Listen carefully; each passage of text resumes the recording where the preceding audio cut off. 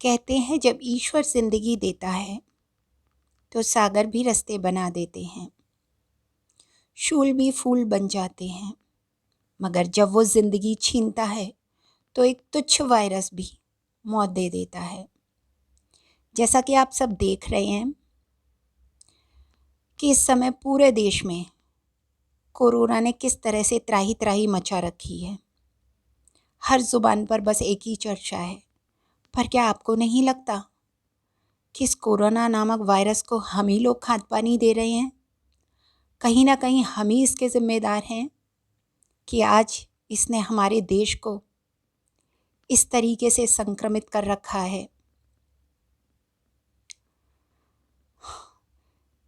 केवल इस कोरोना की वजह से ही मैंने 1 महीने से कोई वीडियो नहीं बनाया।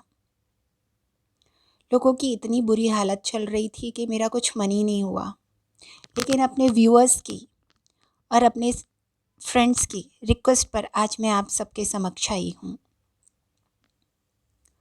और मैं बस यही कहना चाहती हूँ कि अगर हमने समय रहते इस कोरोना के ऊपर ध्यान दे लिया होता तो आज स्थिति इतनी भयंकर नहीं होती। जब 2020 में कोरोना हमारे बीच आया था तब हम इसके लिए उतना जागरूक नहीं थे, और उस समय मार्च के बाद स्थिति धीरे धीरे बिगड़ती चली गई थी।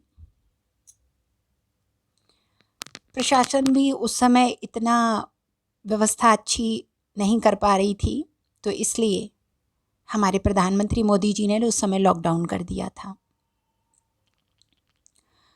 एक लंबे लॉकडाउन के बाद हमारी अर्थव्यवस्था को और हमें बहुत तरीके से हानि हुई, लेकिन फिर भी स्थिति हमारे नियंत्रण में आ गई थी बहुत हद तक। और उस वक्त हमारे सेलिब्रिटीज़, बड़े बिजनेसमैन, मल्टीनेशनल कंपनियों ने, यहाँ तक कि स्कूल कॉलेज और स्कूल कॉलेज में पढ़ने वाले स्टूडेंट्स और आम आदमी ने भी जितनी हो सकती है तन और मन से मदद की।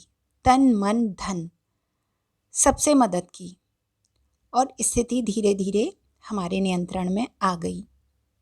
वैक्सीन उस समय तक नहीं बना था, लेकिन सभी ने जिस तरीके से भी कोरोना के इस युद्ध में अपना योगदान दिया वो सबका काबिले तारीफ था।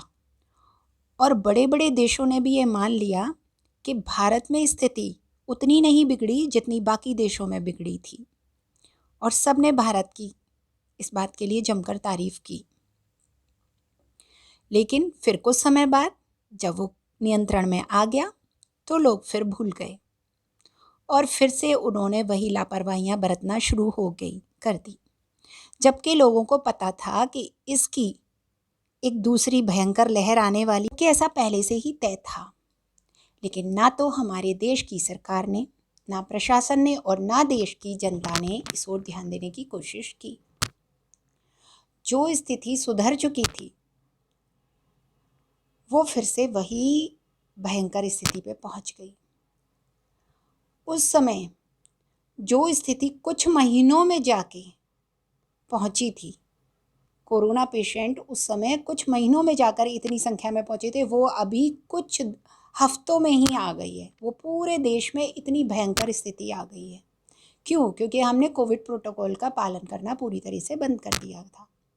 हर जगह फिर से वही सभाएं शुरू हो गई, रैलियां शुरू हो गई और शादी विवाह समारोह पूरे धूमधाम के साथ वही भीड़ भड़क्का सब फिर से शुरू हो गया।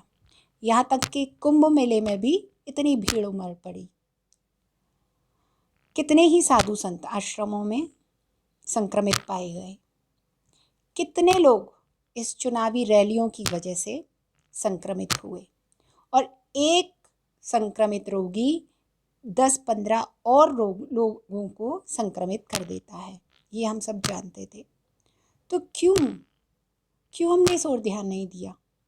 पिछली बार कहा गया था कि रोजेदारों की वजह से, जमातियों की वजह से ये स्थिति बिगड़ी थी, वरना स्थिति कंट्रोल में आ गई थी।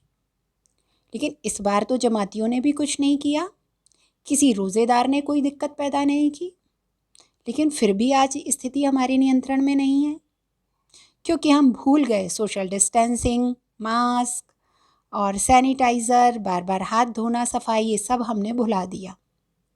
हम फिर से अपनी वही पुरानी वाली दिनचर्या पे आ गए और यही हमारे लिए घातक साबित हुआ। जब तक वैक्सीन नहीं आया था, लोग वैक्सीन का इंतज़ार कर रहे थे, और जब वैक्सीन आ गया तो किसी ने भी उसका नियम से पालन नहीं किया कि अपना रजिस्ट्रेशन कराएं और उसको लगवाएं। सरकार सबको कहती रही कि लगवाना चाहिए लगवाना, लेकिन लोगों ने सोचा अरे कोरोना तो कुछ है ही नहीं, अरे क्या करेंगे लगवा कर, अब तो सब चला गया।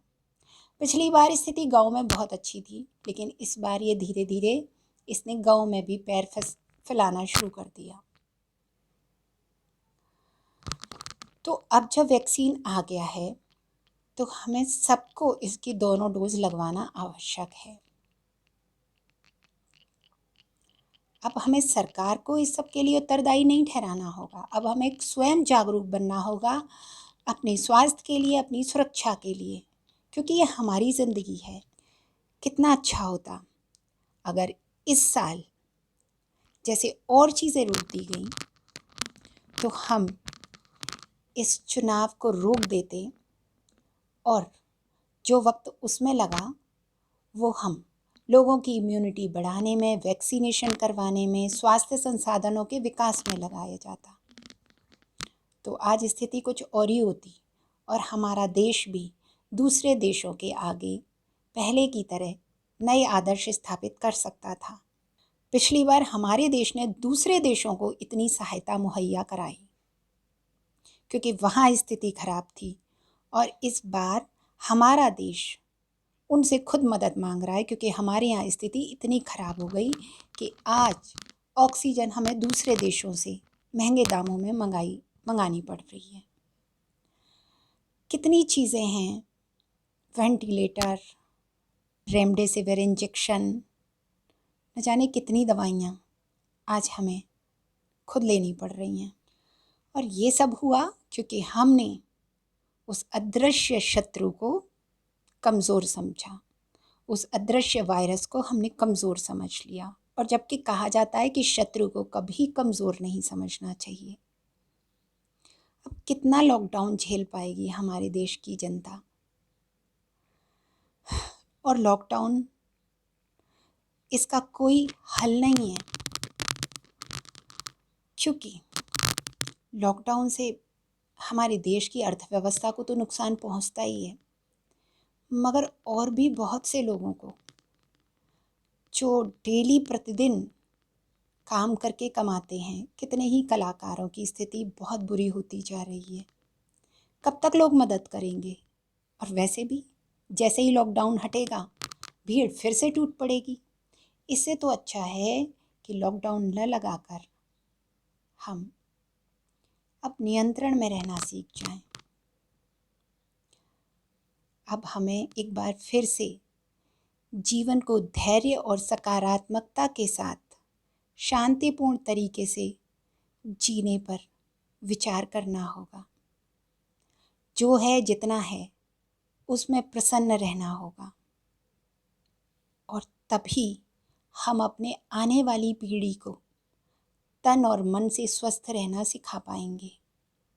अभी तक हमने उन्हें सिर्फ शिक्षा, पैसे के पीछे भागना, इस आज के कंपटीशन के युग में बढ़ते रहना, दौड़ते रहना, यही सिखाया था। लेकिन अब समय आ गया है जब हमें उन्हें सिखाना है कि कितना भी शिक्षित हो जाएं, कितना भी धन कमा लें, लेकिन आज भी सब कुछ ईश्वर और प्रकृति के हाथ में है। एक छोटा सा वायरस हम इतने बड़े बड़े डॉक्टर्स, वैज्ञानिक, बड़े बड़े उद्योगपतियों को किस हद तक नीचे ले आता है, कैसे मौत के मुंह में सुला देता है।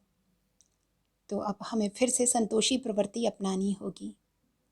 आज भी देखिए जीव जंतु कितनी प्रसन्नता से पहले की ही भांति घूम रहे हैं।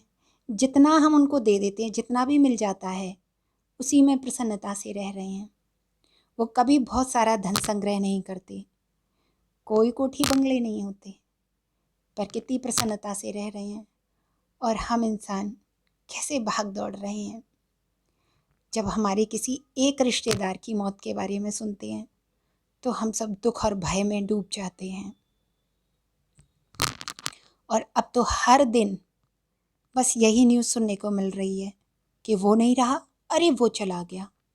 कब तक हम ये सुनते रहेंगे? हमारे पास दिलासा देने के अलावा कुछ नहीं है। हम उनसे तो कहते हैं कि नहीं सब्र रखो, लेकिन क्या हम सब्र रख रहे हैं? बात हमारे अपनों की आती है तो हम धैर्य खो बैठते हैं, हम सब कुछ भूल जाते हैं।